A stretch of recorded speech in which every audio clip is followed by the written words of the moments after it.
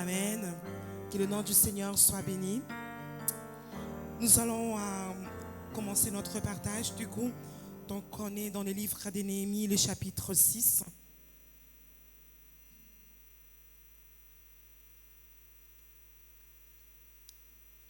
Néhémie, le chapitre 6, que nous avons d'ailleurs déjà lu. Alors nous allons lire la parole du Seigneur. Je n'avais pas encore posé les bâtons des portes lorsque Sanballat, Tobija, Geshem, l'Arabe et nos autres ennemis apprirent que j'avais rebâti la muraille et qu'il n'y restait plus de brèche. Alors Sanballat et Geshem m'envoyèrent dire: Viens et ayons ensemble une entrevue dans le village de la vallée de No. Ils avaient médité de me faire du mal. Je leur envoyai des messagers avec cette réponse: J'ai un grand ouvrage à exécuter et je ne puis descendre. Le travail serait interrompu pendant que je les quitterai pour aller vers vous. Ils m'adressèrent 4 fois la même demande et je leur fis la même réponse. Sanballat m'envoya ce message une 5e fois par son serviteur qui tenait à la main une lettre ouverte. Il y était écrit: les bruits se répandent parmi les nations à Gashmi. Et Gashmi affirme que toi et les Juifs vous pensez à vous révolter et que c'est dans ces buts que tu rebâtis la muraille. Tu vas, dit-on, devenir leur roi. Tu as même établi des prophètes pour te proclamer à Jérusalem roi du Juda. Et maintenant, ces choses arriveront à la connaissance du roi. Viens donc et consultons-nous ensemble. Je fis répondre à Sanballat: ce que tu dis là n'est pas, c'est toi qui l'inventes. Tous ces gens voulaient nous effrayer et ils se disaient: ils perdront courage et l'œuvre ne se fera pas. Maintenant, ô Dieu, fortifie-moi. Je me rendis chez Méja, fils d'Elaja, fils de Métabel. Il s'était enfermé et il dit: allons ensemble dans la maison des dieux, au milieu du temple, et fermons les portes du temple, car ils viennent pour te tuer, et c'est pendant la nuit qu'ils viendront pour te tuer. J'ai répondu: un homme comme moi prendrait prendre la fuite, et quel homme tel que moi pourrait entrer dans les temples et vivre? Je n'entrerai point. Et j'ai reconnu que ce n'était pas Dieu qui l'envoyait. Mais il prophétisa ainsi sur moi parce que Sanballat et Tobija lui avaient donné de l'argent. En les gagnant ainsi, ils espéraient que j'aurais peur et que je suivrais ses avis et commettrais un péché, et ils auraient profité de cette atteinte à ma réputation pour me couvrir d'opprobre. Souviens-toi, ô Dieu, de Tobija et de Sanballat et de leurs œuvres. Souviens-toi aussi de Noadia, la prophétesse, et des autres prophètes qui cherchaient à m'effrayer. La muraille fut achevée le 25e jour du mois d'Élul, en 52 jours. Lorsque tous nos ennemis l'apprirent, toutes les nations qui étaient autour de nous furent dans la crainte. Ils éprouvèrent une grande humiliation et reconnurent que l'œuvre s'était accomplie par la volonté de notre Dieu. Dans ces temps-là, il y avait aussi des Judas qui adressaient fréquemment des lettres à Tobija et qui en recevaient de lui. Car plusieurs en Juda étaient liés à lui par serment, parce qu'il était gendre de Shekania, fils d'Arak, et que son fils Jochanan avait pris la fille de Meshulam, fils de Berekia. Il disait même du bien de lui en ma présence, et il lui rapportait mes paroles. Tobija envoyait des lettres pour m'effrayer. Amen. Voilà, donc on a lu tous les chapitres 6. J'espère qu'on a pu avoir le temps de lire à partir du chapitre 1, juste pour pouvoir nous situer les contextes dans lesquels nous nous trouvons par rapport à ce passage-là que nous venons de lire. Donc du coup, ces passages, ça se passe au temps de la déportation babylonienne, où sous le règne de Nabuchodonosor, il y a Daniel qui qui étaient aussi en déportation. Si vous lisez les livres de Daniel, vous verrez qu'à un moment donné, les Israélites avaient désobéi devant le Seigneur. Ils n'appliquaient plus les recommandations de Dieu, ils n'appliquaient plus la parole du Seigneur. Les Israélites n'obéissaient plus à la parole de Dieu, aux ordres de l'Éternel, aux lois de l'Éternel, lois que le Seigneur avait établies par son serviteur Moïse. Et donc du coup, ils avaient pris l'habitude, en fait, c'était donné à enfreindre en fait ces lois. Et le Seigneur, dans,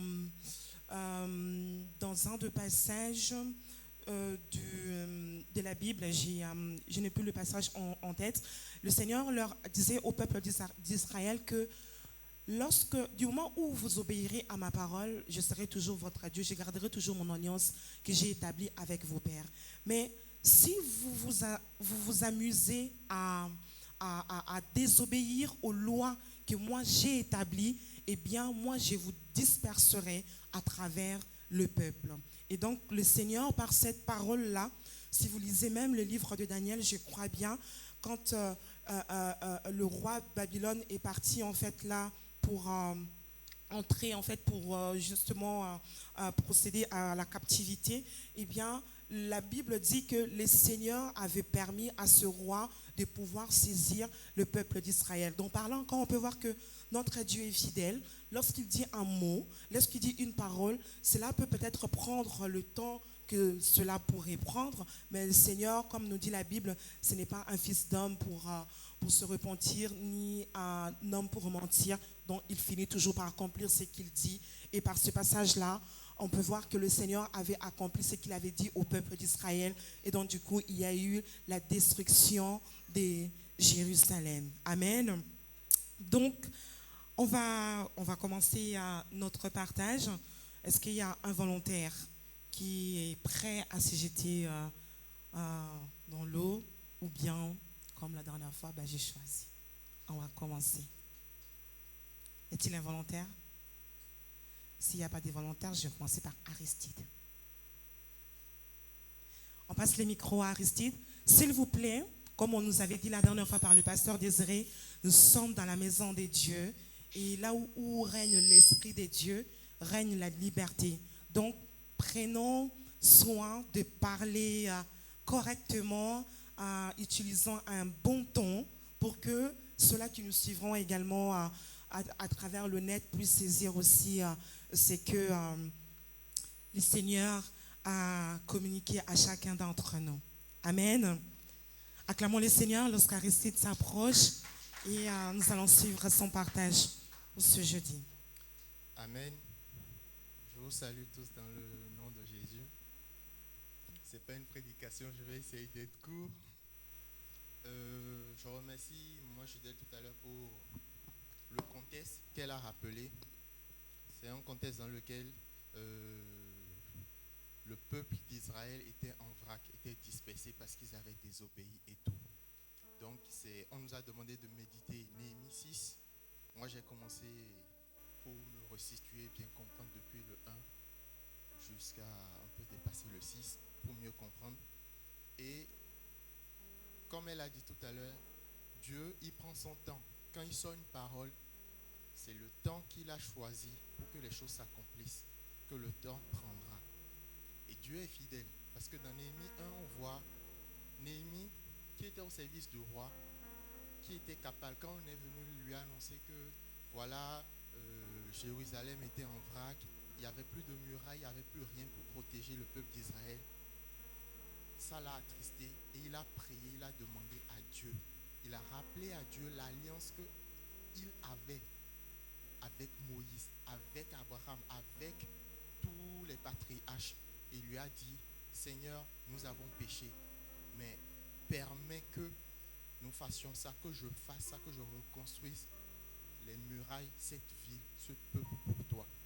Il a demandé à ce que Dieu incline le cœur du roi. Et Dieu l'a fait. Parce qu'un homme s'est tenu à genoux, à prier et à intercéder. Parce qu'un homme.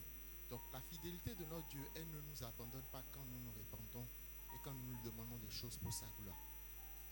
Donc après, le roi l'a même favorisé. Le roi lui a donné des lettres pour pour que justement personne ne le touche, qu'il n'y ait pas de problème. Et dans ma lecture, dans le chapitre 4 par là, dans le chapitre 4, on voit que quand il est arrivé finalement pour faire ce qu'il a demandé à Dieu qu'il allait faire, reconstruire les murs et tout, ben beaucoup de personnes ne pensaient pas que ce projet allait se réaliser. Il y avait beaucoup de moqueries. Il y avait des gens qui disaient n'importe quoi, et voilà, qui essayaient de les décourager, qui essayaient de dire ben on va bien voir combien de temps, s'ils peuvent le faire et tout. Et il est important, quand nous avons des projets, de rester focus.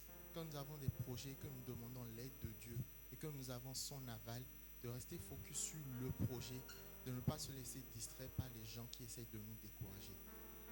En dehors de ça aussi, ce qui m'a frappé, quand on passe, avant de venir au chapitre 6, je viendrai, mais au chapitre 5.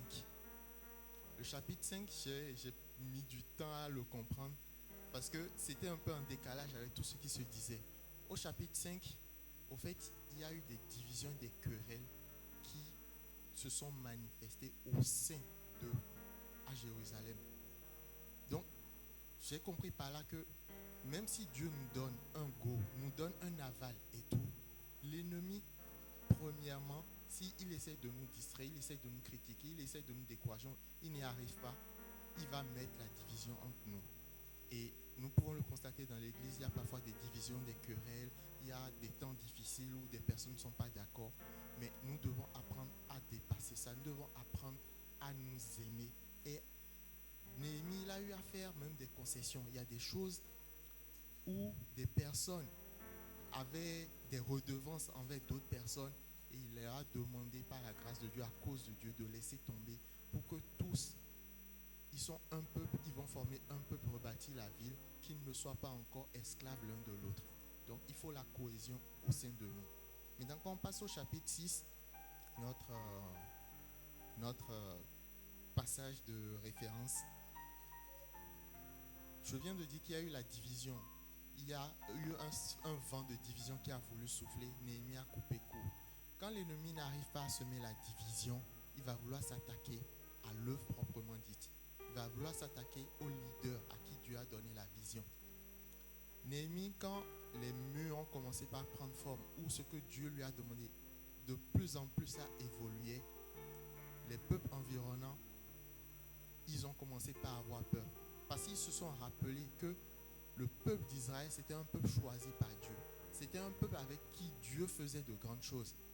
Et si on laissait ce peuple rebâtir Jérusalem, rebâtir ses murs, c'est que Dieu va continuer à les utiliser et à les guider comme il le faisait. Donc, ils ont pris peur. Ils ont reconnu que l'avancée du travail, tel que ça se faisait, ce n'était pas l'œuvre de Néhémie, c'était l'œuvre de Dieu. Donc, ils ont voulu tuer le leader de cette œuvre. Et malgré tout ce qui peut être attaque, plusieurs fois, Tobija et consorts, ils ont demandé à Néhémie de venir les voir pour qu'ils discutent. Mais derrière, c'était justement, si le leader est écarté, l'œuvre ne va pas continuer. En dehors de ça aussi, ils avaient l'intention de le tuer. Donc, de là, moi, je reçois et je comprends qu'il faut qu'on ait le discernement afin de pouvoir ne pas nous mélanger, ne pas aller à n'importe quelle rencontre ou nous désintéresser de l'objectif que Dieu nous a donné pour sa gloire. Ensuite, il y a quelque chose qui m'a aussi interpellé. Vu que de l'extérieur, plusieurs fois, je crois 5 fois, ils ont essayé de le faire venir. Il n'est pas arrivé. La 5e fois, ils ont envoyé une lettre en disant, c'est parce que tu veux devenir roi et que tu veux te proclamer roi par des prophètes que tu as commencé par reconstruire les murs. En disant ça, c'était pour susciter la peur en lui. Parce qu'il y avait un roi qui lui a donné du crédit, qui lui a donné des lettres pour l'envoyer faire ce qu'il était en train de faire. Donc, en quelque sorte, c'est susciter la peur en lui et lui dit, nous irons rapporter au roi que tes désirs ont changé. C'est pourquoi tu lui as dit que tu es parti. C'est pas pour ça, en fait, c'est parce que tu veux te rebeller contre lui. Donc, ils ont essayé de susciter la peur en lui, mais ça aussi, ça n'a pas marché. L'ennemi cherchera à susciter la peur en nous, mais nous devons nous reposer sur Dieu. Plusieurs fois, ça m'a beaucoup plu que Néhémie, chaque fois que quelque chose se passe, il recommande le sort même des personnes qui viennent contre lui à Dieu. Et il dit, Seigneur, je remets, il le dit, L'autre chose, quand ils n'ont pas réussi à l'attirer dans leur filet, ils ont maintenant essayé de passer à l'intérieur même de Jérusalem en passant par, disons, un sacrificateur. Un sacrificateur que Néhémie est allé voir et le sacrificateur lui a proposé, vu qu'ils veulent le tuer, qu'ils viendront la nuit le tuer, qu'ils aillent se réfugier dans le temple. Et j'ai aimé la réponse de Néhémie dans ce sens où, si vous lisez, ça m'a poussé à aller chercher dans Nombre 18, le verset 6. C'est Dieu qui donnait ces lois-là à Moïse en disant à Moïse que toute personne qui n'est pas un sacrificateur et qui met le pied dans le temple doit mourir. Il doit mourir. Et ils savaient très bien, ceux qui ont payé le sacrificateur pour attirer Néhémie, ils savaient très bien cette loi. C'est pour ça que Néhémie dit, qui suis-je moi déjà pour fuir alors que Dieu m'a donné un travail, et qui suis-je pour aller me réfugier dans le temple? Ce que l'ennemi cherchait, c'était le discréditer. S'il va dans le temple pour se cacher, il sera tué, ou ils pourront jeter de l'opprobre sur la mission qu'il faisait en disant, vous voyez, s'il est capable d'aller se réfugier dans le temple, c'est que ce n'est pas Dieu qui lui a demandé de faire ce qu'il est en train de faire. Donc, ce que moi je retiens, c'est la stratégie de l'ennemi qui utilise la peur, qui essaye de le faire fuir, mais le fait fuir encore en désobéissant à Dieu. Et tout ça, quand même, ça n'a pas réussi à ébranler Néhémie, qui est resté focus ses objectifs, qui a fait confiance à Dieu, qui priait chaque fois à Dieu.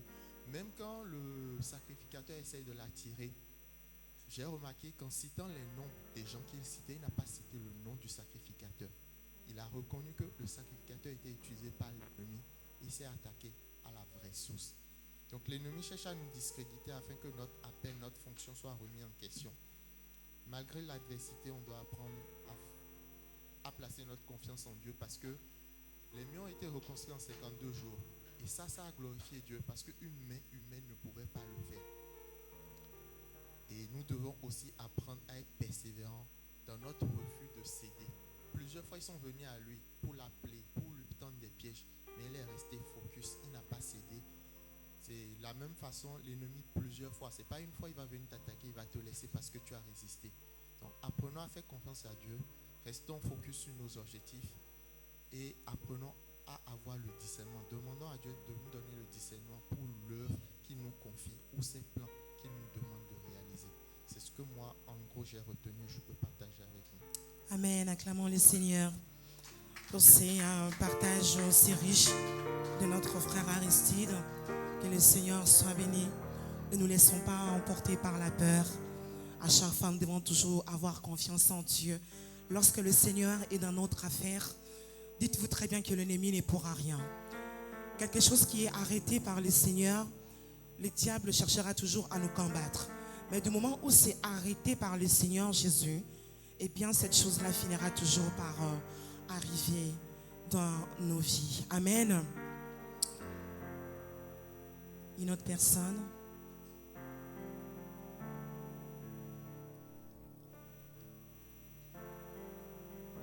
Alors, si tu peux me passer le micro à Ben, s'il te plaît.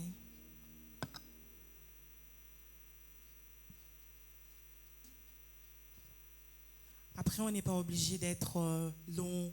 Tout dépend de chacun de nous, selon ce que tu as eu comme inspiration, en un mot, en deux mots. Voilà, ça contribue toujours. Amen. Nous t'écoutons, Ben. Merci beaucoup.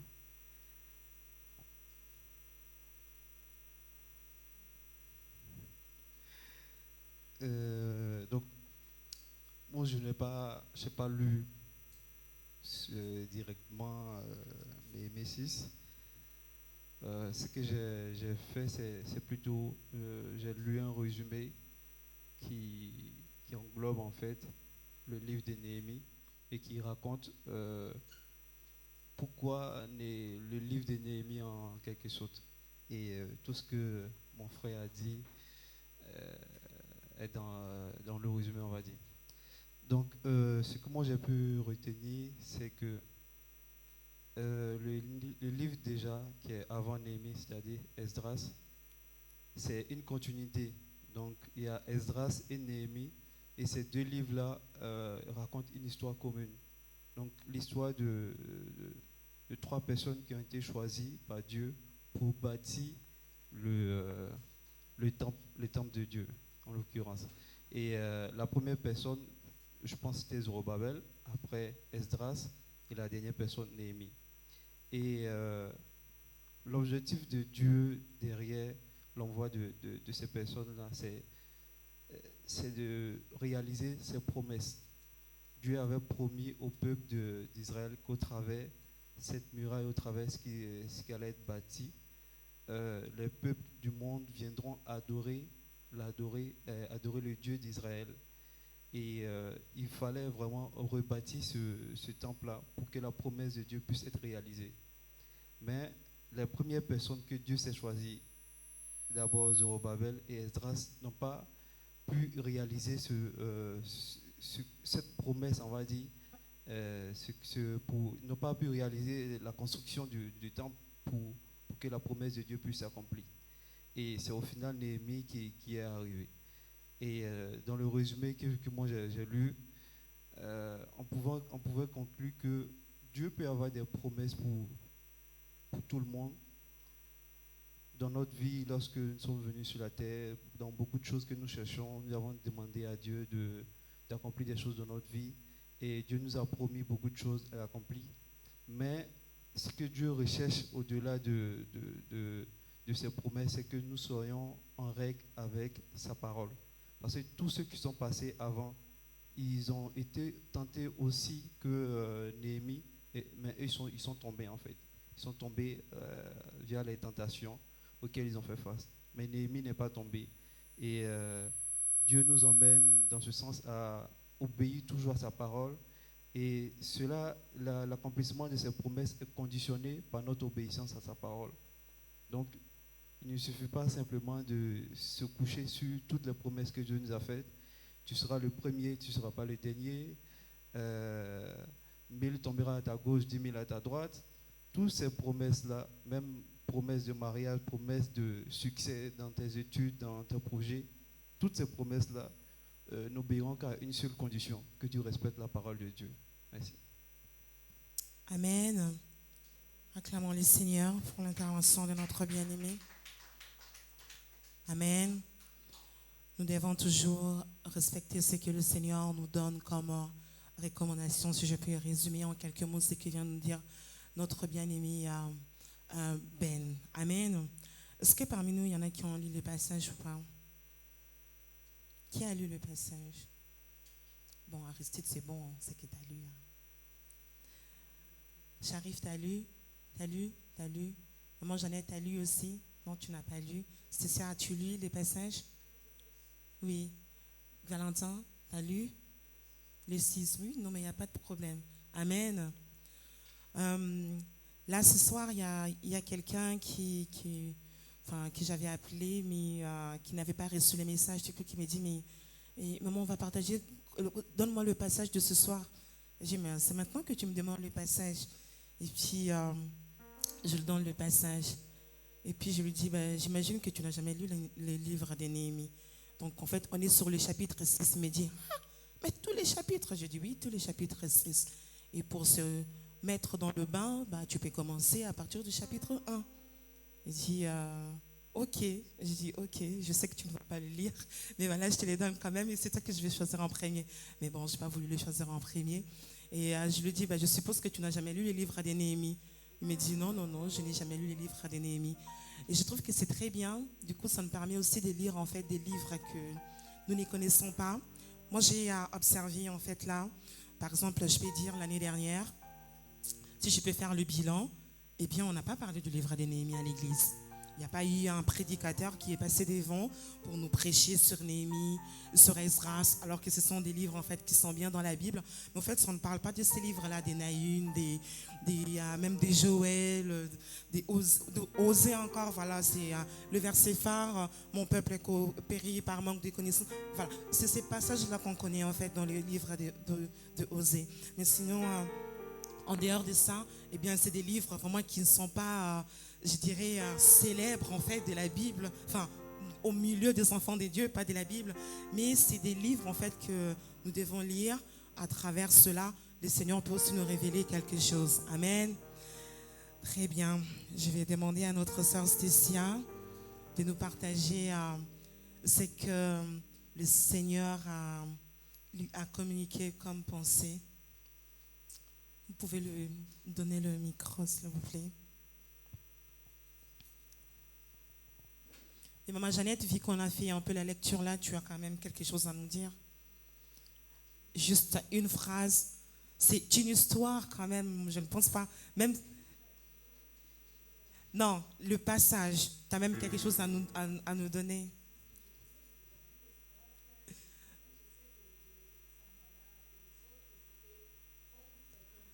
Donc voilà, donc tu as quelque chose à nous partager. Donc du coup, c'est ce que tu vas nous partager. Stécia, Stécia, vas-y. On va parler. Même Jessie va nous partager quelque chose.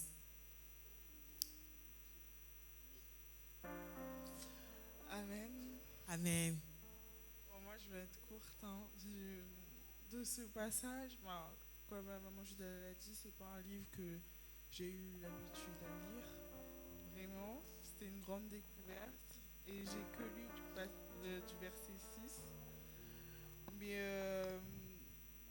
ce que j'ai pu comprendre, c'est que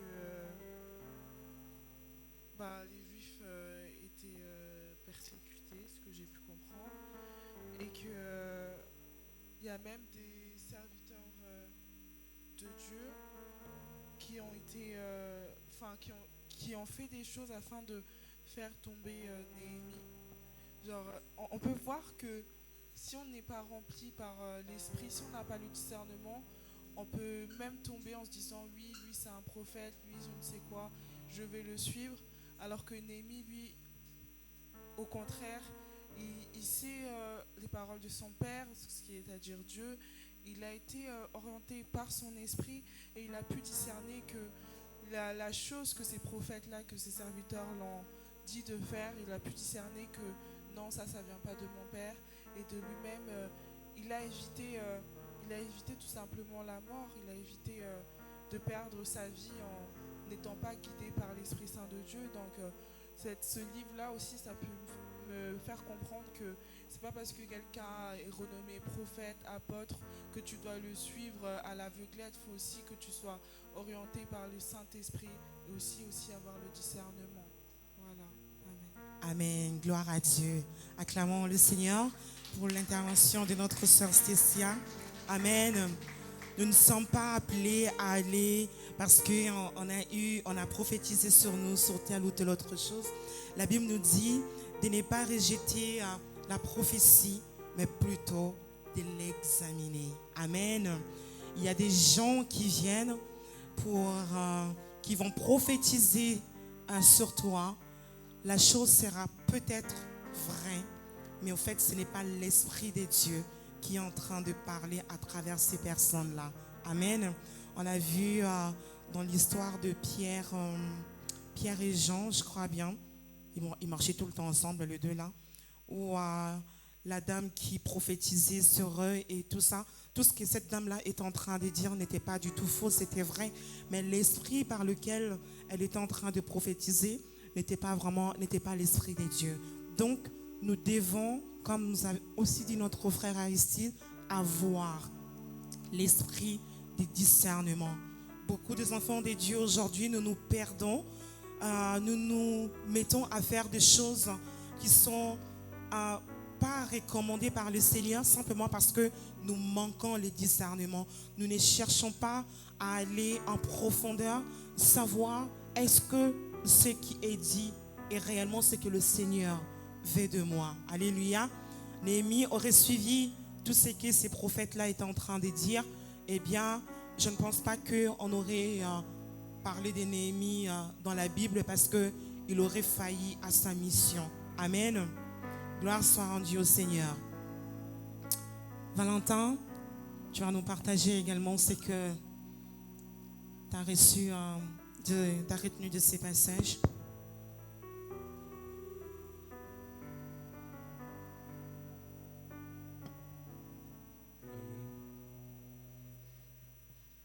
Alors, moi, de ce que j'ai compris du chapitre 6, c'est que Néhémie il avait une destinée que Dieu a mis dans son cœur, qu'il devait réaliser.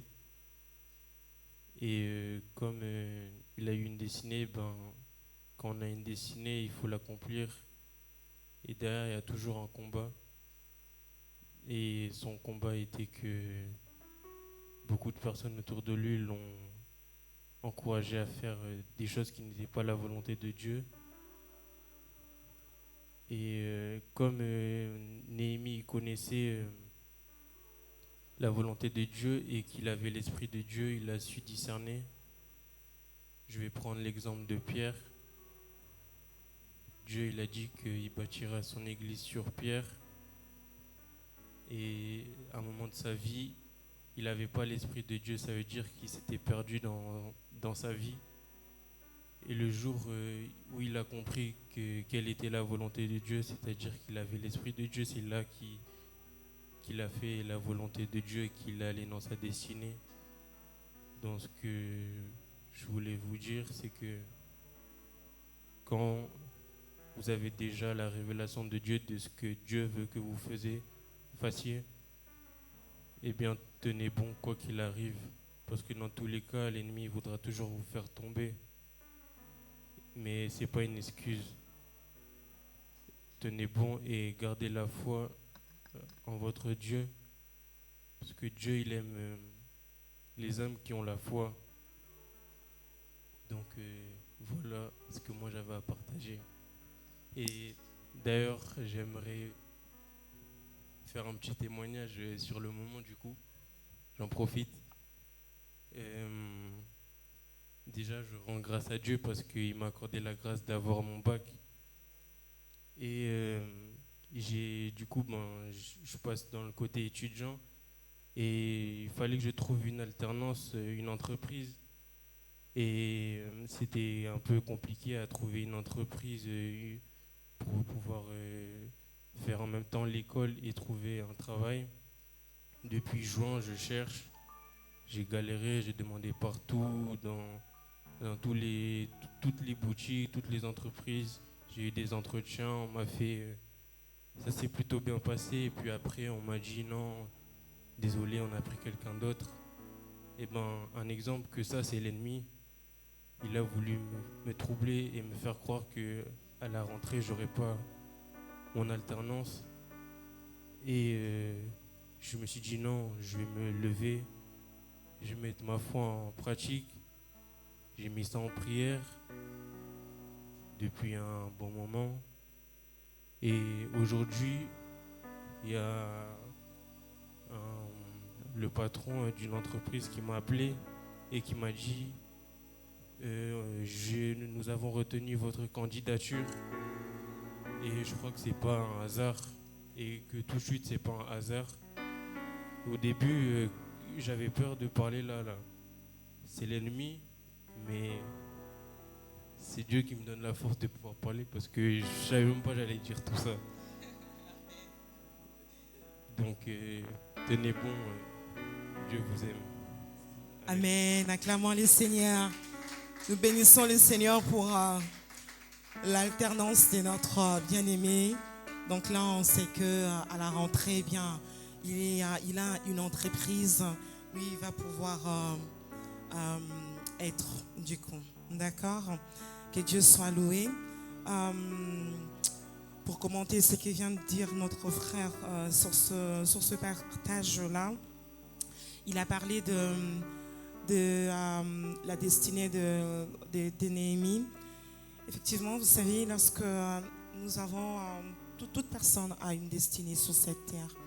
On a toujours quelque chose à accomplir. Le Seigneur a créé chacun de nous pour un but. Et le diable aussi est là pour pouvoir nous aider à rater ces buts. Et beaucoup de gens, beaucoup de personnes passent à côté de leur destinée. Ce n'est pas tout le monde qui atteint sa destinée.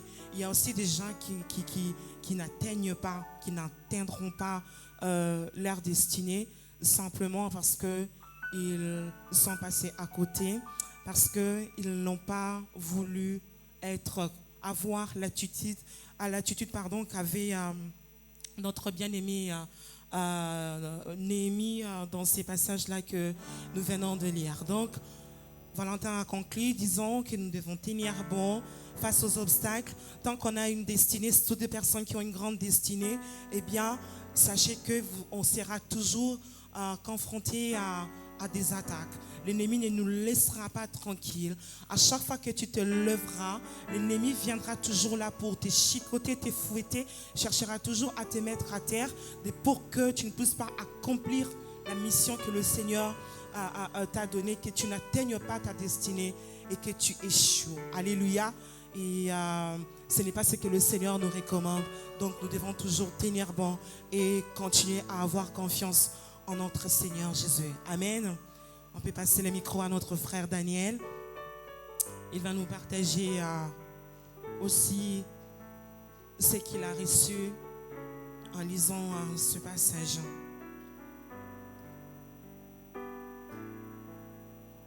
Amen. Moi, avant de dire ce que j'ai compris, j'aimerais témoigner. Moi, pendant un certain moment, j'étais indécis ce que je voulais faire de ma vie. J'étais très très indécis. J'en parlais avec les parents, que ce soit le couple Maïni-Kini ou le couple Maloum-Leba. Et un jour comme ça, j'ai dit bon, je vais me lancer dans la coiffure. Et Serge m'a regardé dans les yeux, il m'a dit c'est pas ton domaine, je ne te veux pas là-bas. Et j'en ai parlé à maman Judel, en privé, elle aussi pareil. Elle m'a dit la même chose. Et autour de moi, j'avais plusieurs commentaires. Reprends l'école, fais la coiffure, c'est pas pour rien que tu sais coiffer, etc. Et je crois il y a presque 2 ans de cela, j'avais une superbe offre, une très belle offre. Pourquoi pour un poste en tant que coiffeur. Et il m'a demandé qu'est-ce que je faisais dans la vie. J'ai dit que j'étais à l'église et que je servais, que ça prenait beaucoup de temps dans mon emploi du temps et que c'était important pour moi. Et il m'a dit moi je te le dis ouvertement, tu verras à l'église que le dimanche. Les autres jours tu peux déjà oublier. Et j'ai réfléchi et j'ai refusé. Et après, beaucoup m'ont dit mais t'es fou, un super beau salaire, on peut pas refuser comme ça, etc. Et j'ai fait des petits travails de gauche à droite, mais j'ai arrêté parce que je sentais que c'était pas ma place. Et par la suite, un employeur comme ça est venu vers moi. Voilà, j'ai ouvert un salon, est-ce que ça t'intéresserait? J'ai dit pour l'été, pourquoi pas. Et je lui ai dit voilà, moi mes horaires, j'aimerais au moins le jeudi ou le mardi terminer avant pour pouvoir être à l'église et le samedi libre pour être répétition. Il m'a dit d'accord, je m'adapterai à ce que tu voudras. Au début, j'ai trouvé ça entre guillemets louche, mais j'ai pas fait hyper attention. Et j'avais pris la décision aussi de reprendre l'école parce que je trouvais que j'ai des capacités et que ça sert à rien, que ça servait pas à grand chose que je ne les exploite pas. Et du coup, on m'a accepté pour pouvoir reprendre les études. C'était pas facile, mais j'ai montré ma détermination. Et pareil pour l'employeur, il m'a dit voilà, je m'adapterai à ton emploi du temps de l'école et aussi de l'église. Et si je vois par rapport à ce que Néhémie a fait, Néhémie, peu importe ce que les gens venaient dire devant lui, même quand le peuple venait se plaindre à ses oreilles, il n'a pas changé sa route, il n'a pas bifurqué, il est resté focus sur ce que Dieu lui avait dit. Et même dans le chapitre 6, comme quand on se rapproche d'atteindre la destinée, l'achèvement de la destinée, c'est là où les choses elles se multiplient, les mauvaises langues elles se rajoutent, elles viennent pour nous dissuader ou nous troubler. Moi j'avais manqué de discernement, mais si je peux fortifier quelqu'un, c'est que faut rester proche de Dieu et beaucoup écouter les conseils les conseils des personnes que Dieu a placées dans nos vies, parce que ça sert beaucoup. C'est pas pour rien des fois que plusieurs et mêmes personnes nous donnent des conseils, et même ne jamais arrêter de consulter Dieu, ne pas avoir honte de lui dire, bon voilà Dieu, il y a telle chose devant moi, montre-moi le chemin, je sais que telle chose est ma destinée, mais montre-moi le chemin à suivre pour atteindre cette destinée justement. Et j'aimerais rendre gloire à Dieu parce que ça fait un bon moment que j'avais arrêté l'école et je vaquais, je faisais l'école buissonnière. Du coup, j'étais jamais décis, j'étais jamais stable. Mais Dieu a fait grâce qu'aujourd'hui, je peux être stable. Et voilà. Amen. Acclamons le Seigneur. Acclame le Seigneur, Jésus. Que le Seigneur te bénisse, Daniel. Maintenant que tu as repris l'école, il n'est plus question de faire l'école buissonnière. Donc, du coup, il faudrait que tu ailles jusqu'à la fin. Et on glorifiera le Seigneur pour ta réussite. Une fois de plus, Daniel vient de nous dire que nous devons demeurer au Seigneur, rester focus dans ce que nous voulons faire. Nous ne cherchons pas à prêter oreille à toute personne, parce que ce n'est pas chaque personne qui viendra te parler. Toute personne qui vient te parler, cela ne veut pas dire que cela vient du Seigneur Jésus. Amen. Le Seigneur a accordé la grâce à tout un chacun de nous en déchirant le voile. Il a permis à chacun de nous d'avoir cette relation de proximité, d'intimité avec lui. Désormais, nous pouvons nous approcher de Dieu, recevoir instruction venant de lui. Amen. Alors, on va passer le micro à la sœur qui est derrière. Elle va nous partager aussi ce que le Seigneur lui a communiqué. C'est Mouniratou. C'est ça? Voilà. J'ai réussi. Alors, Mouniratou, dis-nous ce que toi, tu as retenu dans ces passages. Bonsoir tout le monde déjà.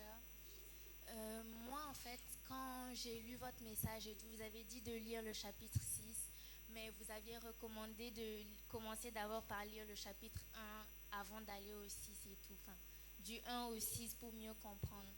Donc, j'ai commencé à lire le 1, mais j'ai lu du 1 au 3. Ensuite, je suis allée au 6 directement. Le 6 ne m'a pas trop parlé. J'ai lu, mais je n'ai pas vraiment reçu le Saint-Esprit ne m'a pas vraiment parlé par ça.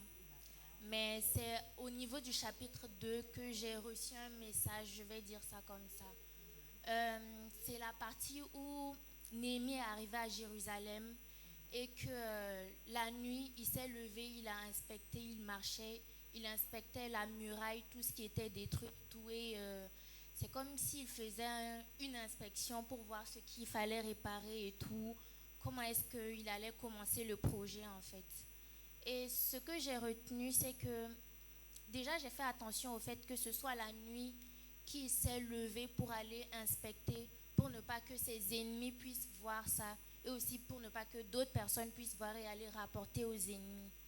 Donc ce que j'ai compris, c'est que quand on a un projet, quand on a quelque chose dans notre cœur qu'on veut mettre en œuvre, il faut vraiment faire attention, ne pas parler de ça à tout le monde, parce que c'est pas tout le monde qui veut notre bien.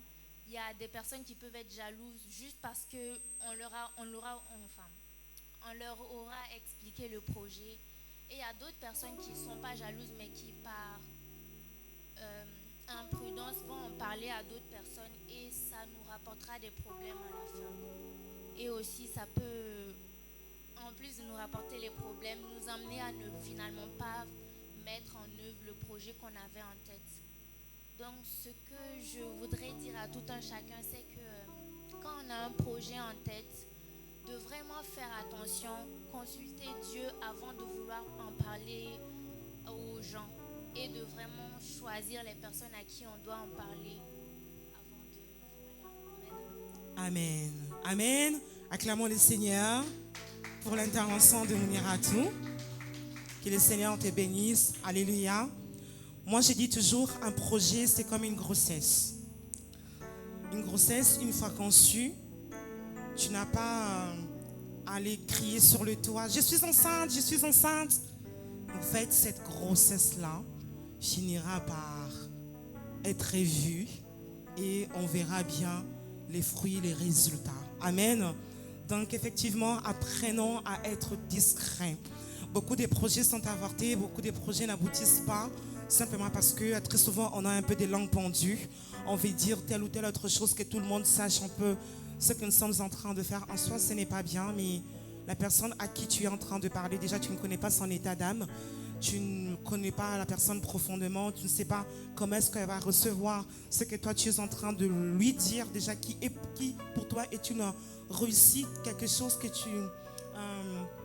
tu voulais, et que peut-être la personne, elle, est en train de traverser un moment très compliqué, très difficile, et qu'elle aurait aussi, elle, être comme toi, réaliser un projet comme le tien, et elle ne peut simplement pas, mais voilà que toi tu as. Et certaines personnes aussi sont des voleurs. C'est-à-dire que moi j'ai un projet, j'ai ceci, j'ai cela, et donc du coup c'est comme si tu es en train de filer en fait la matière à la personne. C'est-à-dire que ce que toi tu avais comme projet, eh bien tu vas donner la matière à la personne, et avant même que toi ton projet n'aboutisse, eh bien c'est lui qui va prendre les dessus et va réaliser ce que toi tu avais conçu, quelque chose sur laquelle tu t'es donné, tu as travaillé. Eh bien tu ne seras peut-être pas vraiment content de cette réalisation, même si cela aurait abouti à quelque chose. Amen. Apprenons à être discret. Que le Seigneur te bénisse. J'arrive, s'il te plaît. Fais-nous un bon partage comme la dernière fois. Amen, amen. Amen. Avant de partager, je rends grâce au Seigneur pour le message au travers de Mounira. C'est une parole qui me parle particulièrement. Je dis souvent, avant même de témoigner en tant qu'enfant de Dieu, il faut demander au Seigneur, est-ce que c'est le bon moment d'annoncer le projet? C'est le bon moment d'en parler autour de moi. La Bible nous dit que quand Élisabeth elle est tombée enceinte, elle s'est cachée pendant 6 mois avant de se révéler au monde. Et la discrétion, c'est vraiment une clé pour le chrétien. Nous sommes dans Néhémie 6 et je vais beaucoup plus m'attarder au commencement du chapitre, même si la fin d'une chose vaut mieux que son commencement. Il faut bien qu'elle débute avant qu'elle ne s'achève. J'ai lu aussi depuis le début, mais pas en détail. Et le premier verset du chapitre 6 m'a beaucoup touché. La Bible dit que je n'avais pas encore posé les battants des portes lorsque Sanballat, Tobia, Geshem, l'Arabe et nos ennemis ont appris que j'avais reconstruit la muraille et qu'il n'y restait plus de brèche. Ce passage m'interpelle.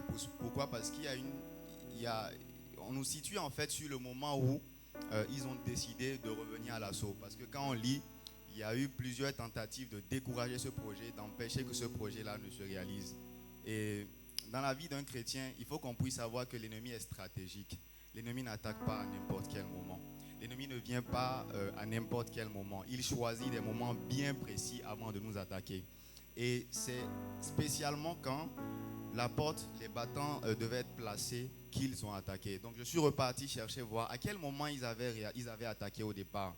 Ils avaient attaqué au début, justement, au commencement. Ils avaient parlé, ils essayaient de les décourager, de les empêcher de commencer. Et quand ils ont commencé, qu'ils sont arrivés à la moitié de la construction, quand les murs étaient à la moitié, ils ont encore réattaqué. C'est à ce moment qu'ils ont été obligés, pendant qu'ils construisaient, de garder encore les armes. Et quand ils étaient sur le point de terminer, d'achever, l'ennemi réattaque encore. Pour nous dire que quoi? Il faut savoir, nous en tant que chrétiens, on nous apprend à chaque fois à connaître les temps et les saisons, à savoir dans quelle saison nous sommes, à quel moment est-ce que nous nous trouvons. Quand tu es sur le point de passer un cap, quand tu es sur le point de débuter un projet, d'achever un projet, où le projet est en train de prendre forme, c'est à ce moment que l'ennemi attaque. Vous verrez que les femmes auront beaucoup de difficultés au début de la grossesse, au milieu et à la fin. Il y aura du répit en fait entre ces moments-là. Et nous, en tant que chrétiens, il faut qu'on puisse savoir où est-ce que je suis dans ma vie, où est-ce que je suis dans mon projet. Est-ce que je suis au commencement? C'est là que l'ennemi m'attaque. Est-ce que je suis au milieu de la chose? C'est là que l'ennemi viendra avec beaucoup plus d'assaut. On verra, on a parlé de Gédéon, l'histoire de Gédéon. dans Juge 6, la Bible dit c'est quand Israël avait semé. C'est pas n'importe quel moment les Madianites attaquaient, les Amalécites venaient. C'était quand Israël avait semé. C'était en ce moment qu'ils se levaient pour venir. Ils avaient choisi le bon moment parce qu'ils savaient que si on vient et qu'on détruit à ce moment, on les met à mal. On les met à mal et ils ne pourront plus continuer. Et même la parabole du semeur de l'ivraie, du bon et de l'ivraie, c'est quand il y avait semence, l'ennemi est venu ensuite planter, mettre de l'ivraie à l'intérieur. Nous devons apprendre à connaître, à savoir où est-ce que nous sommes. Et pour ceux qui ne savent pas, qui n'ont pas la notion des temps et des saisons, il y a encore de l'espoir. Parce qu'il faut comprendre que si l'ennemi est en train de rôder autour de moi, si l'ennemi rugit, la Bible dit que notre ennemi, le diable, est comme un lion rugissant, et il tourne et cherche qui il dévorera. Si l'ennemi est en train de multiplier ses assauts, c'est que je suis à une période de ma vie où je vais passer un cap. Je dois comprendre en fait au travers de cela qu'il y a quelque chose qui va se réaliser dans ma vie et je dois m'armer. Et quand on continue, on voit qu'il lui a envoyé à plusieurs reprises des lettres pour lui dire viens, viens, viens. Il avait compris que c'était pour lui tendre un piège et lui faire du mal. Il a répondu à chaque fois de la même manière. Aujourd'hui, les chrétiens, on ne change pas la musique, ils changent la danse. Quand l'ennemi attaque de la même manière, riposte de la même manière. D'habitude, tu pries, tu es dans ta chambre, tu pries et l'ennemi te laisse tomber, il te laisse, il ne vient plus. Mais toi, tu te fatigues parce que l'ennemi est venu 3 fois, 2 fois, il vient de la même manière. Mais toi, tu te décourages, tu ne devrais pas. Il faut continuer à répondre, à persévérer. La Bible nous dit même en tant que chrétien, on doit aimer les afflictions. Romains 5. Il dit, on aime l'affliction, pourquoi? Parce que ça crée la persévérance. Et la persévérance crée la victoire, l'espérance. Donc nous devons aimer ces moments où l'ennemi nous attaque parce que nous pouvons répondre aussi de la même manière et lui montrer que celui que nous avons dedans de nous est plus fort que celui-là, que lui qui nous attaque. Donc voilà un peu ce que j'avais à partager. Il y a plein de choses à dire, mais je vais m'arrêter là. Amen. Acclamons le Seigneur pour l'intervention de Sharif. Sharif, que le Seigneur puisse te bénir abondamment. Amen. Lorsque l'ennemi t'attaque d'une certaine manière, dis-toi très bien que le diable sait que tu as détecté ses stratégies. 1, 2, 3 fois. La 4e fois, certainement, il ne viendra pas de la même façon. L'ennemi changera aussi des stratégies. Mais ce qui est lamentable, au fait, c'est que lorsque le diable, l'ennemi change les stratégies, les enfants de Dieu, nous, on ne change pas de stratégie, on conserve en fait les anciennes méthodes. Lorsque l'ennemi change la façon de t'attaquer, toi aussi, change la façon de l'attaquer. Amen. Toi aussi, prends des nouvelles précautions, de sorte que lorsqu'il sait que je l'attends toujours, je l'atteindrai au point A, et en arrivant qu'il soit surpris de te voir aussi armé jusqu'aux dents. Amen. Nous devons apprendre à nous perfectionner dans notre marche avec le Seigneur Jésus-Christ. Cherchons toujours à aller encore plus haut, à atteindre encore une nouvelle dimension. Cherchons vraiment à demeurer aussi au pied du Seigneur. Parce que lorsque l'ennemi change de stratégie, si tu es au pied de Dieu, eh bien, c'est le Seigneur qui te révélera que fais attention. Cette fois-ci, il va venir de telle manière. Ça te permettra à ne pas être surpris et d'être prêt pour la riposte. Amen. Amen. Que le Seigneur te bénisse, Sharif. On va passer le micro à Maman Odile.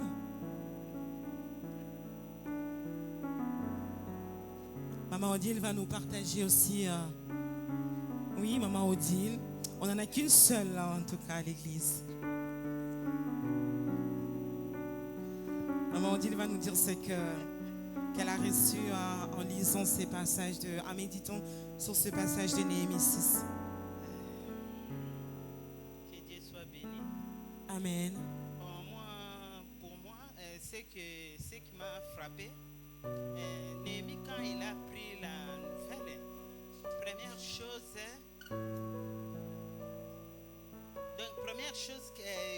la première chose qu'il avait fait, il a cherché Dieu. Il a jeûné et il a fait des prières de repentance pour tous les peuples d'Israël. Parce que la Bible déclare tous ceux qui ont péché sont privés de la gloire de Dieu. Et puis Dieu n'écoute pas la prière des pécheurs.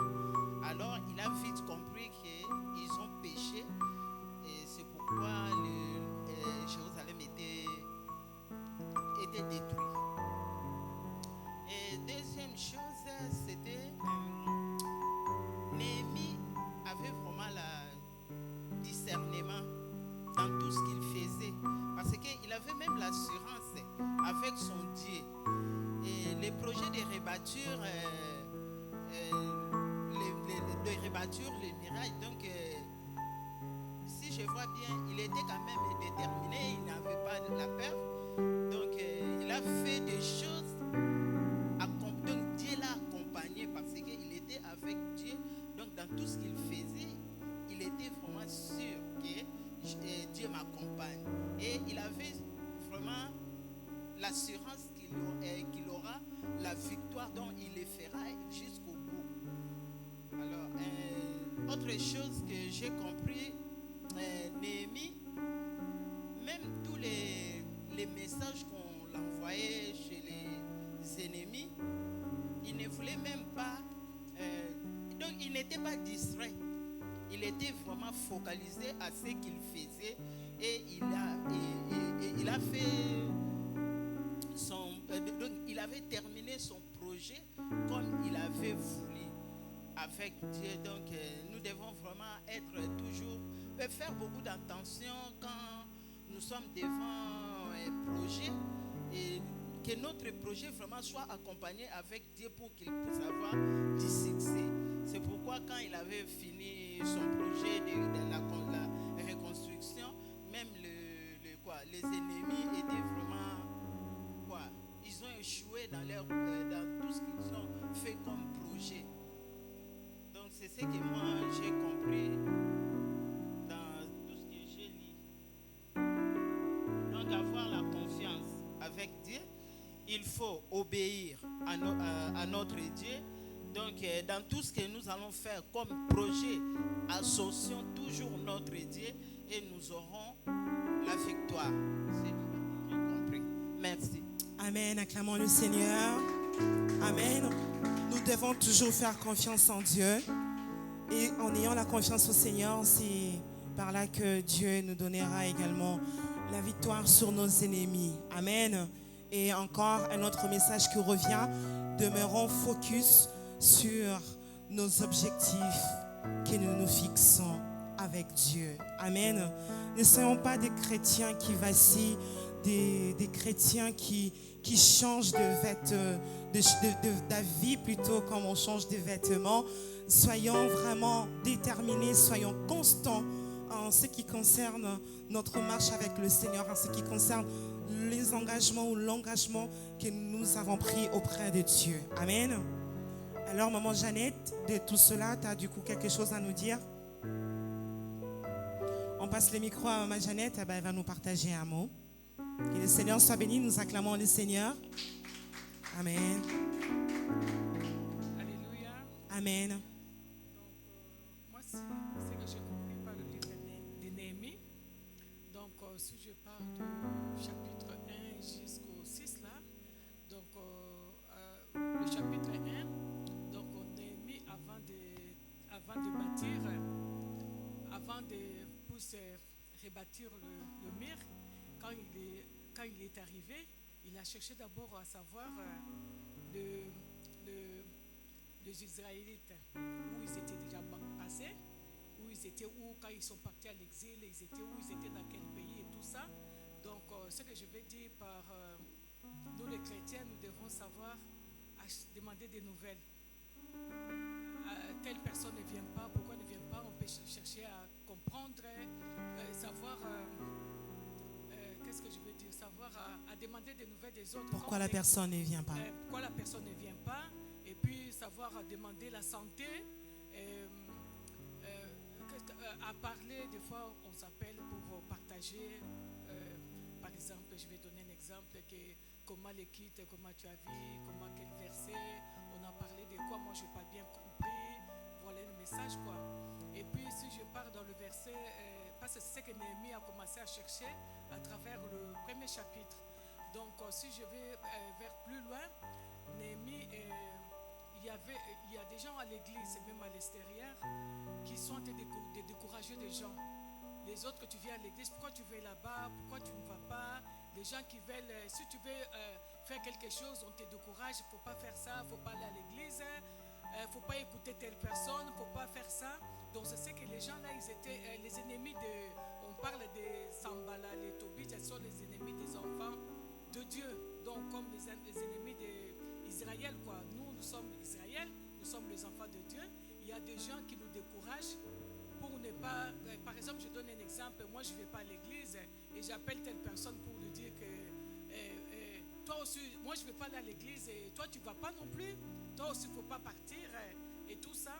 Donc si tu ne vas pas à l'église, tu restes, parce que moi quand je ne pars pas à l'église, je reste, je dis à personne que je ne pars pas, parce que je ne suis pas convaincu pour partir, mais je ne peux pas commencer à appeler quelqu'un, voilà je ne vais pas partir à l'église, parce que si je parle, il y a quelqu'un d'autre encore qui va se décourager. Et que voilà, tel ne va pas partir, donc moi aussi je ne vais pas. Et donc c'est pour ça que je voulais dire, parce que comme Tobidja et Sanambala, ce sont des ennemis qui sont là pour décourager. Comme ils étaient en train d'appeler Néhémie, c'était dans leur complot quoi, pour arranger, pour décourager Néhémie de ne pas faire ce que lui il voulait faire quoi. Donc c'est ça, parenthèse le chapitre, mais il y en a beaucoup, mais je ne peux pas tout dire. Amen. Que le Seigneur soit béni. Nous acclamons Dieu. Amen. Amen. Que le Seigneur soit béni. Alors, maman Jeannette a dit que nous devons être de ces personnes qui cherchent à avoir des nouvelles. Quand tu vois ta soeur, ton frère qui vient, par exemple, régulièrement à l'église, que tu ne vois plus, eh bien, cherchons à appeler, cherchons à savoir pourquoi telle personne ne vient pas. Amen. Moi, personnellement, je le fais, mais pas beaucoup. Je reconnais. Je fais. La première fois, je ne te vois pas. Bon. La prochaine fois, je ne te vois pas. Si tu n'as pas la troisième fois, là, ça ne va pas du tout. Alors là, dis-moi pourquoi je ne te vois plus. Qu'est-ce qu'il ne va pas? Qu'est-ce qu'il y a? Qu'est-ce qu'il se passe? Vous savez, nous sommes dans une église et dans une église, on n'est pas tous pareils, on n'a pas tous le même niveau de foi, on n'est pas affermis de la même façon, nous ne voyons pas les choses de la même façon, nous ne comprenons pas les choses de la même façon. Les attitudes de certaines personnes peuvent blesser les autres et ce qui fait que il y a plusieurs personnes, beaucoup de personnes, ou certaines personnes qui peuvent être blessées, lésées par une parole que telle personne avait dite.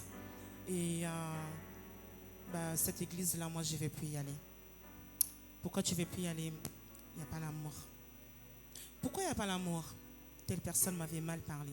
C'est-à-dire que la personne définit l'amour égal bien me parler, bien me traiter, être bien avec moi. Effectivement, c'est ça. C'est ça. L'amour, c'est pas simplement je te dire, tu sais, je t'aime. Non. L'amour, c'est des actes que nous posons. Ce que nous manifestons, c'est ça aussi de l'amour. Et lorsque nous blessons certaines personnes, il y a des personnes qui sont sensibles. Hein. Moi, une personne peut me blesser, par exemple. Je vais chercher à être dans mon coin. Non pas pour faire bouder la personne, mais je vais chercher à ce que Seigneur guérit ma blessure, guérit ma plaie. Quand tu es blessé, tu es blessé. Tu peux être archibishop, multi, je ne sais qui. Quand tu es blessé, tu es blessé.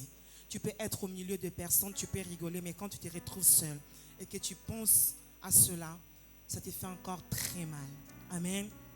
Eh bien, moi, j'ai appris à demander à Dieu, Seigneur, guéris-moi. Et quand je demande au Seigneur, guéris ma blessure, je fais aussi un effort pour que ma blessure guérisse. Ce n'est pas Seigneur guéris ma blessure, puis je reste là. Quand je pense à ce qu'il m'avait dit, franchement, non Seigneur, je demande que tu guérisses ma blessure là, mais elle s'enfonce encore, ça va encore profond. Allons vers des personnes que nous ne voyons plus. Des personnes, par exemple à l'église, qui ne viennent plus. Cherchons au moins à savoir pourquoi tu ne viens plus. Chaque personne a ses raisons. Des raisons peut-être que nous pouvons peut-être juger banales, mais pour la personne, c'est des raisons capitales qui vont faire que la personne ne puisse plus venir. Amen. Et contrôlons également nos attitudes étant qu'enfants de Dieu. Amen. Bon, je ne vais pas aller trop loin là-dessus. Eh bien, on va passer le micro à la prophétesse du coup, qui va nous dire le message qu'elle a reçu à part avoir lu les messages là, et comme elle est l'oreille et la bouche de Dieu, et bien qu'elle nous dise ce qu'elle a reçu pour nous comme message. Amen. Amen. Amen. Amen. En tout cas, soyez bénis car vos partages, c'était vraiment très riche. Moi, je voudrais simplement, c'est vrai qu'il y avait des choses aussi, j'allais dire que vous l'avez dit, mais c'est très bien, ça prouve que nous sommes conduits du même esprit. Je voudrais simplement préciser que Néhémie, ou peut-être je me trompe, mais ne faisait pas partie des enfants d'Israël. Si je me trompe, dites-moi. Ok. Et donc, il était mandaté, il sortait d'ailleurs. Il sortait de Suse, si je ne me trompe pas, parce que c'est vrai que je n'ai pas vraiment lu tous les chapitres 1-2. En tout cas, j'ai pioché des passages. Et donc, il sortait de Suse. Et ayant entendu que le mirail a été en ruine, et donc, première chose qui m'a vraiment interpellée, que chaque enfant de Dieu devra faire, c'est vraiment d'abord monter une prière vers notre Seigneur Jésus-Christ. Et c'est cela que Néhémie a fait. Néhémie, je précise bien que c'était ni un prophète et c'était ni un sacrificateur. C'était un simple serviteur de Dieu.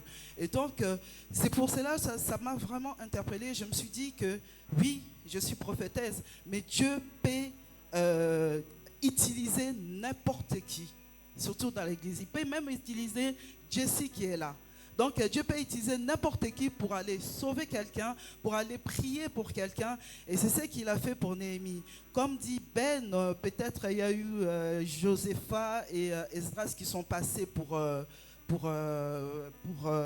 la construction de la muraille plutôt.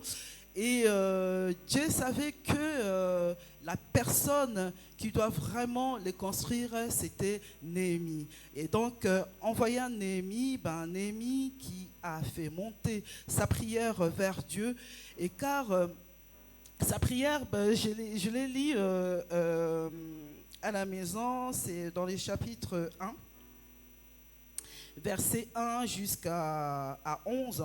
Et sa prière vraiment a été vraiment très profonde. C'est chaque enfant de Dieu, nous devrions vraiment porter les blessures de quelqu'un, ou bien s'il y a quelqu'un qui souffre, tu dois vraiment porter ces blessures-là comme si que c'était toi. Et Néhémie, en fait, c'est comme ça qu'il s'est comporté. Donc, il a vu que le mirail a été en ruine et que je suis sûr que Dieu lui avait aussi donné la capacité et la force d'aller pour le reconstruire. Et avant de faire de cela, c'est comme une voiture qui n'a plus d'essence. Pour que ça roule, il faudra mettre l'essence. Et lui, c'est ça, son essence, c'est Jésus-Christ. Donc, il a monté sa prière vers Dieu pour aller accomplir ce que le Seigneur avait déposé dans son cœur pour aller. Et ce qui m'a interpellé aussi par ce passage, quelque part, mes bien-aimés, en tant que des enfants de Dieu, nous sommes toujours entouré par des gens bien et des gens pas bien. Et il y a aussi des gens qui nous donnent de bons conseils et des gens aussi qui nous donnent de mauvais conseils. Pourquoi je dis ça?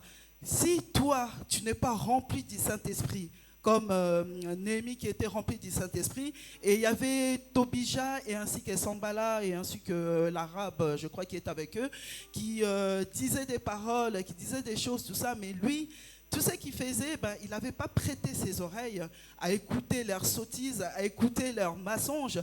Ils ont même corrompu des prophètes de Dieu de Dieu, je ne veux pas dire de Dieu parce que je ne sais pas si c'était vraiment des véritables prophètes, le corrompent pour venir dire des messages mensongers de la part de Dieu envers Néhémie, mais il était tellement conduit par l'esprit, il n'a pas cédé, il n'a pas écouté. Et donc, ce que j'ai aimé, Néhémie, il était vraiment très déterminé. Vraiment, un enfant de Dieu, en tant que des enfants de Dieu, nous devrions vraiment être très déterminés. C'est vrai qu'on a tous des épreuves, on a des obstacles devant nous, mais nous devrions mettre dans nos têtes que notre Dieu, il est vivant, il est là. Et donc, quand il nous dit, va avec la force que tu as, et donc tu vas, il faudra avoir vraiment la foi ferme, que tu te dis que oui, Dieu, il est avec moi, donc je vais y aller et ça va se faire. Et donc, et j'ai regardé encore plus loin, j'ai vu que Dieu disait à David, l'homme selon mon cœur. Et je lis les passages et tout, et j'ai vu que quand le muraille a été en ruine, je dis le muraille parce qu'il y en avait plusieurs, parce que il n'y en avait pas que la muraille, mais il y avait le muraille, il y avait plusieurs murailles. Et donc, quand ça a été en ruine, et j'ai bien vu que l'homme selon son cœur a été enterré là où ces murailles ont été en ruine. Et donc, comme le Seigneur n'abandonne jamais ses enfants, donc il a envoyé Néhémie pour aller reconstruire ce muraille-là, parce qu'il savait que l'homme selon son cœur s'est reposé là. Et donc, c'est pour dire que notre Dieu, partout où tu iras, mais le Seigneur sera toujours avec toi, car tu crois en lui.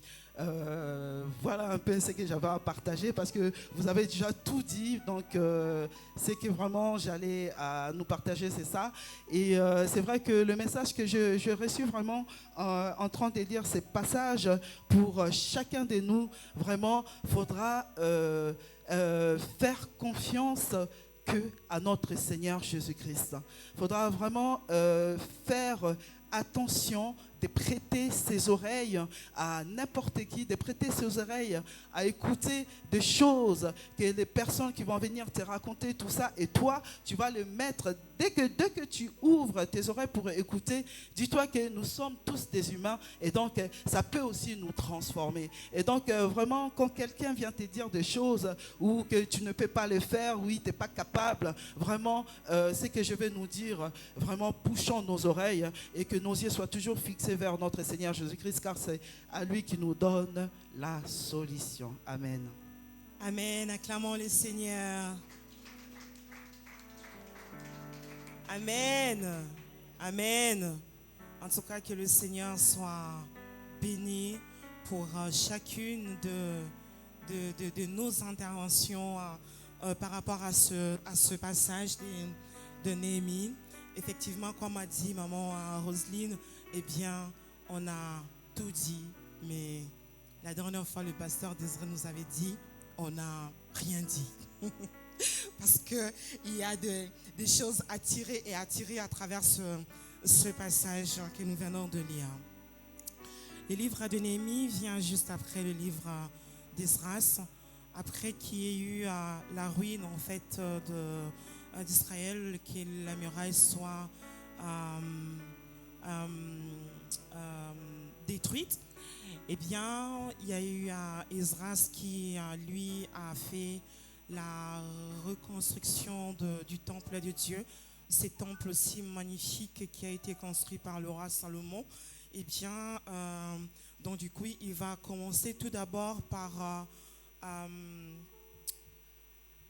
restaurer le temple de Dieu restaurer en fait le côté cultuel au sein du peuple d'Israël.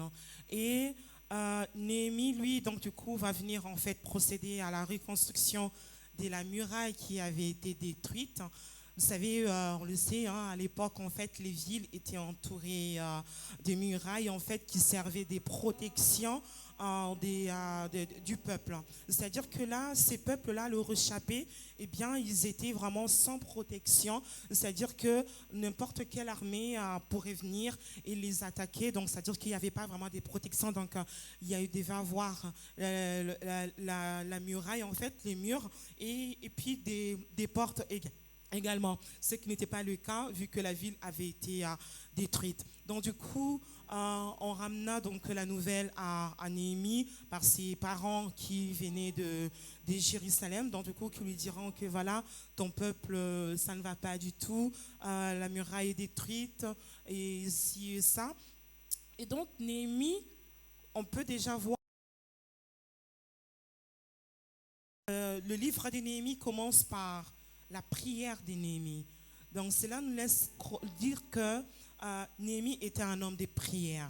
Ce n'était pas n'importe quel homme, mais c'était vraiment un homme de prière. C'était un homme qui connaissait son Dieu, qui savait que je dois marcher de cette façon envers mon Dieu pour ne pas avoir à subir les conséquences, car il le dit dans le verset, dans le chapitre 1. Donc c'était juste une conséquence qu'avait subi le peuple d'Israël. Donc Néhémie va tout d'abord porter le fardeau. Alléluia. Nous manquons, peuple de Dieu, de porter le fardeau. On n'a pas ce souci-là de porter le fardeau. C'est-à-dire que lorsque nous nous présentons devant le Seigneur, j'ai dit, on est un peu égocentrique, c'est-à-dire que nous voulons que tout tourne autour de nous. Nous voulons que, voilà, Seigneur, donne-moi, donne-moi, donne-moi. Mais là, on va voir que Néhémie a pris un temps de prière dans la présence de Dieu. Il s'est privé de la nourriture, je ne sais pas, mais sinon, il a jeûné. Il a jeûné. Là, on ne précise pas si c'était de la nourriture ou c'était autre chose, parce que le jeûne, ce n'est pas que de la nourriture. Donc, du coup, il a jeûné devant le Seigneur. Et dans ces temps de prière, tout ce qu'il cherchait à avoir, c'était quelque chose, une parole venant du Seigneur. Et surtout, il cherchait à ce que le cœur du roi soit incliné, soit en sa faveur, lorsqu'il se présentera devant le roi pour lui demander, parce qu'il avait porté ces fardeaux-là, de reconstruire la muraille pour que son peuple puisse être en sécurité. Et donc, il a demandé à ce que le Seigneur puisse incliner en sa faveur le cœur du roi. N'oublions pas que Néhémie jouait un rôle très important au sein du palais royal. C'était quand même les chansons du roi. Donc, c'est lui qui servait à boire au roi. Donc, si le roi veut boire du thé, un café, du vin, je ne sais quoi encore, tout ce qui était boisson, eh bien, Néhémie devait être présent. Donc, du coup, son poste, c'est quand même quelque chose de très important. Donc, il devait être là en permanence au service du roi. Amen. Donc, il savait d'ores et déjà que quitter le palais royal pour aller faire ce qu'il devait faire, eh bien, ce n'était pas quelque chose de facile. Le roi allait certainement dire non. Donc, il devait soumettre son cas au Seigneur Jésus. Alléluia. Nous devons soumettre nos cas, nos problèmes au Seigneur Jésus-Christ. Très souvent, nous oublions que Dieu existe. Nous cherchons à courir auprès des hommes pour demander secours, mais le secours nous vient de l'Éternel. Donc, apprenons à lever nos yeux vers le Seigneur Jésus-Christ qui nous vient au secours au temps de la détresse. Alléluia. Néhémie était un homme de prière. Il était aussi un homme bien déterminé. Dans sa détermination, c'était le genre de personne à ne reculer devant rien. C'est-à-dire qu'il n'y avait rien qui pouvait faire reculer Néhémie. Il savait ce qu'il voulait et il savait que le Seigneur était dans son affaire. Et du moment où Dieu était dans son affaire, il n'y avait rien qui pouvait l'arrêter. Donc pour Néhémie, son chemin était ouvert. Le simple fait que le roi l'ait autorisé de s'y rendre et qu'il ait recommandé aux dirigeants de là où il allait, eh bien, c'était déjà un signe pour qu'ils se disent que le Seigneur agrée ce que je suis sur le point de faire. Alléluia. Nous devons avoir le discernement. Très souvent, nous prions, nous demandons, Seigneur, donne-moi un signe, donne-moi un signe. Eh bien, c'est un signe déjà que le Seigneur t'a peut-être déjà donné un signe sur quelque chose que tu cherches à faire. Mais en fait, la chose ne se fait pas. Ce n'est pas parce que ce n'est pas dans la volonté de Dieu, mais c'est parce que toi, tu t'attardes encore à ce que le Seigneur te donne un signe qu'il t'a déjà donné. Mais il t'a simplement manqué le discernement de comprendre que c'est le temps de Dieu. Et là, je dois y aller, je dois foncer.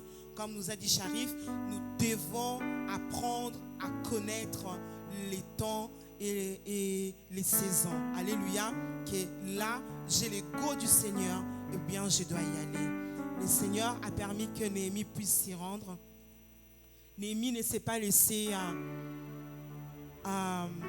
influencer par les grimaces de Sanballat, Tobija et Geshem, qui pour eux voulaient simplement que cette muraille-là ne soit pas rebâtie, voulaient simplement que Néhémie puisse échouer en fait dans sa mission. Bien aimé, les Sanballat, les Tobija et les Geshem, on les aura toujours dans la vie. À tant que tu es en vie, tu pourras peut-être demander, d'ailleurs moi je ne prie jamais, Seigneur, fais disparaître mes ennemis. Non, je n'ai pas ce temps-là. Et on peut même voir que Néhémie n'a pas prié pour que Geshem, Sanballat et autres puissent disparaître. Il a prié et les a recommandés entre les mains du Seigneur. Et c'est ce que nous devons recommander aussi, nous devons nous aussi faire, recommander nos ennemis entre les mains du Seigneur, tel que nous recommande aussi la parole de Dieu.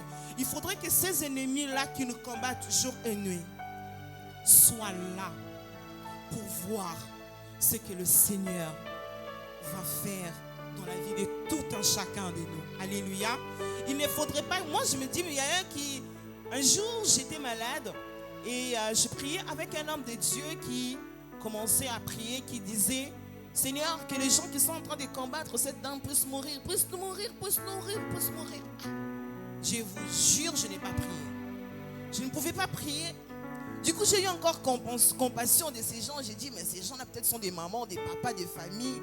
Ils vont mourir pour laisser leurs enfants comme ça, même si ce sont mes ennemis. Mais je ne peux pas prier en fait pour que mes ennemis meurent. Alléluia. J'ai prié pour que le Seigneur m'accorde la guérison et que ces gens-là voient que le trou qu'ils avaient creusé en fait pour que j'y entre, eh bien le Seigneur n'a pas permis cela. Et le Seigneur m'a donné la guérison et qu'ils ont pu voir et ils ont témoigné que j'ai un Dieu. Alléluia. Lorsque le prophète Élie est venu pour rétablir l'autel au sein du peuple d'Israël, le peuple d'Israël vraiment, non franchement, c'était un peuple vraiment incorrect, pardon. Mais ils ont juste des problèmes et des problèmes. Un peuple aimé de Dieu, mais qui était toujours en train de commettre infraction après infraction.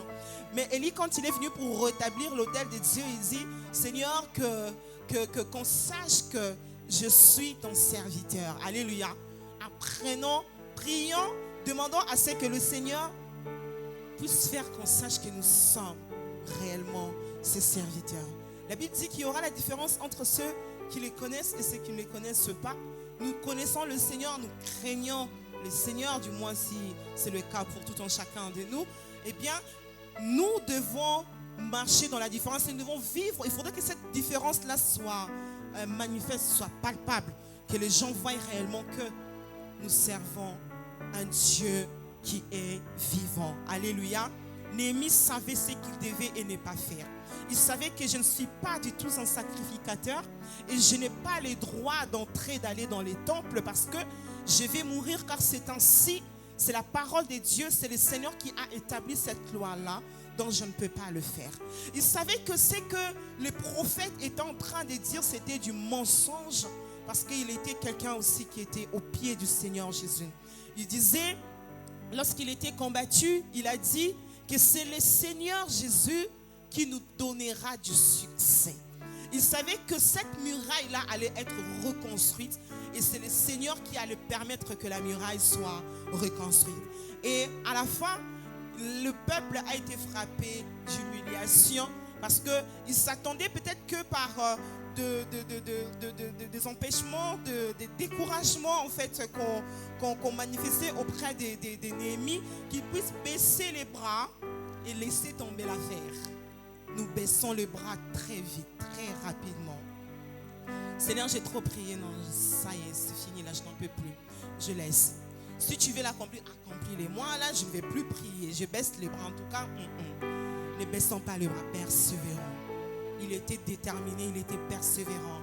Il ne s'est pas laissé influencer par les Sanballat et Tobija et Geshem.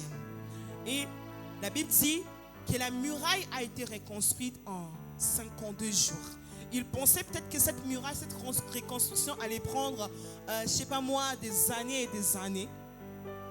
Mais cette muraille a été reconstruite en 52 jours. Et la Bible dit que cela s'était accompli par la volonté de notre Dieu. Alléluia. Quand tu es dans la volonté de Dieu, sois sans crainte. Du moment où le Seigneur est à tes côtés, sois sans crainte. Dis-toi très bien que cette histoire, elle est si compliquée que sa victoire sera tellement grande. Alléluia. Que l'ennemi sera vraiment dans l'humiliation, dans la honte lorsque le Seigneur va accomplir ce qu'il a arrêté. Alléluia. Amen. Tellement de choses à dire sur ce passage que vous avez déjà dites plutôt. C'est un passage, je vous recommanderais, pour ceux qui n'ont pas lu, vous pouvez continuer à lire. Et le Seigneur continuera à parler aussi à tout un chacun de nous. De ce passage-là pourra venir aussi une prédication pour les prédicateurs, pour les modérateurs, une exhortation. Donc, n'hésitez pas vraiment à lire la parole de Dieu. Et nous verrons également que Néhémie était celui qui demandait toujours à Dieu, Seigneur, souviens-toi de moi. En réalité, je me dis, c'est pas vraiment, en fait, il demandait que le Seigneur puisse se souvenir de lui personnellement, mais que le Seigneur se souvienne plutôt de l'alliance qu'il avait faite avec ses pères. Alléluia. Alléluia. L'alliance que Dieu avait faite avec ses pères. Et il savait qu'à cause de cette alliance, comme nous avait prêché Aristide, eh bien, cette réalisation était certaine. Alléluia. Alléluia. Est-ce que nous avons été bénis par ces temps? Nous n'avons pas tout dit. Il y a beaucoup de choses à dire là-dessus. Est-ce que chacun de nous a été béni? Amen. Alléluia. Est-ce que vous pensez qu'on pourrait avoir encore des telles séances? C'est à passer en commission auprès du pasteur qui puisse donner son approbation. Quand je l'ai proposé, j'ai vu qu'il n'avait pas dit. Peut-être qu'il attend voir en fait comment est-ce que ça allait se passer, avoir le retour. Tous les jeudis, certainement pas, parce que j'aimerais bien que tu prêches. Moi, en tout cas, j'aime bien. Quand je l'ai proposé, je me suis dit, au fait, comment est-ce que ça va se passer? Eh bien, là, en tout cas, je regardais même pas l'heure parce que vous parlez, ça donne envie quand vous parlez et ça fait découvrir aussi d'autres choses. Et donc, du coup, voilà, en tout cas, que le Seigneur bénisse chacun de nous, en tout cas, pour l'investissement que vous avez mis dans ces passages. Que le Seigneur vraiment puisse vous bénir. Sharif, que le Seigneur te bénisse encore abondamment. Continue à chercher le Seigneur tel que tu le fais. Mais va encore plus loin avec Dieu. Va encore en profondeur, encore et encore avec le Seigneur. Et le Seigneur a un projet magnifique pour toi. Il va encore t'amener plus loin, au-delà même de ce que tu demandes au Seigneur, au-delà de tes attentes. Le Seigneur va te faire encore beaucoup